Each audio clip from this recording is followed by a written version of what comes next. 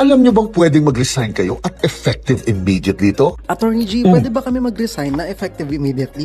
Although walang karapatan ang amo mong tanggihan ng resignation mo, may karapatan siyang ipabago ito sa iyo kung walang nakalagay na legal na rendering period ito. Dapat kasi ay may 30 araw na required rendering period ang bawat resignation ninyo unless may mas mahaba o mas maikling rendering period na nakasulat sa kontrata o sa CBA ninyo. Ngunit pwede kayong mag-resign at effective kaagad-agad ito kung mangyari sa inyo ang alinman dito. Una, kung iniinsulto ka ng matindi ng amo mo at hindi lang basta-bastang pang-aasar o biro-biro ito. Pangalawa, kung hindi na makatao ang pagtrato sa inyo sa kumpanya ninyo. Yung tipong hindi na makatao ang tulugan at yung pinapakain sa inyo. Pangatlo, kung madiskubre mong illegal pala ang gawain ng amo mo. Yung tipong nalaman mo na puro nakaw o smuggle pala ang mga binibenta ninyong produkto. Pang-apat, kung madiskubre mo na binago pala ng amo mo ang contract of employment mo na walang pahintulot mula sa iyo. At ang panglima, kung laging delayed o kulang-kulang o nawawala na ang pasahod ninyo, then may karapatan ka nang mag-resign kaagad-agad dahil dito. Kaya nga base sa listahang ito, hindi mo naman talaga kinakailangan na mag-awol sa trabaho unless ikaw na talaga ang may atraso.